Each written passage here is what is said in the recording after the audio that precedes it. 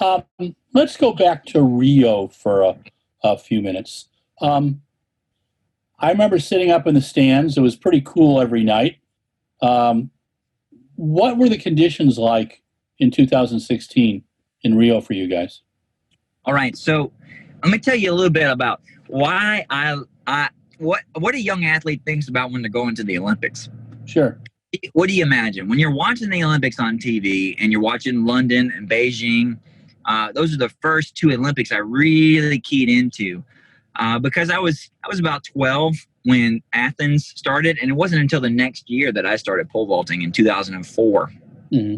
That was the next high school year for me. So that fall, right after the Olympics, I started watching it, and I watched Tim Mack win. But I didn't really get it. But when I watched Beijing and I watched Hooker win and I watched London and I watched Renault win, that's when you fall in love with the event and you see how the event is conducted. It's a truly professional event. And all the officials are wearing suits. They got special hats on. All the colors are the same. The pit is brand new. I never jumped in a new pit in my whole life. And it's mechanical and official, and that's just a dream of the event to say there's nothing left for chance except you and the competition, and it's just pure. It's supposed to be. Mm-hmm. And then you go to Rio, and it's an absolute different kind of show. It's a competition for people who really know their stuff. It rained. It's chilly. The standards were broken. And this is not a knock on the organizers in Rio. It's just everything that could have gone wrong for the event went wrong, and so it ended up being this long, drawn out affair, almost like a early 2000s presidential election or something like that. It became more than you bargained for. Mm-hmm. And I just remember getting off the pit and being soaking wet because the rain just poured for an hour, and everybody in the stands, everybody's coach, who are supposed to be keyed in and ready to go because this is why they're here. It's the whole reason they went to the other side of the world. They all went to go get a beer.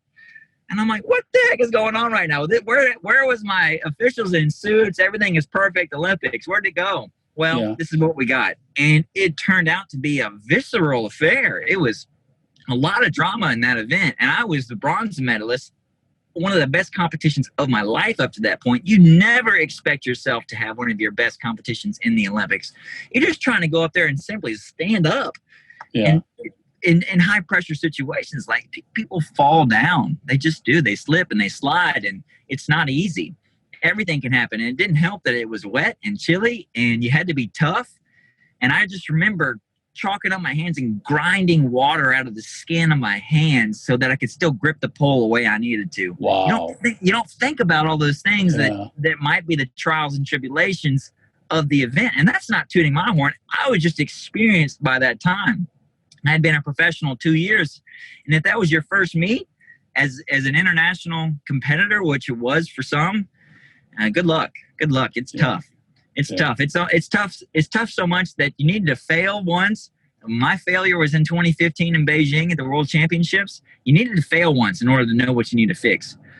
And you don't get that many chances to fail in professional track and field. I'll tell you that. Yeah.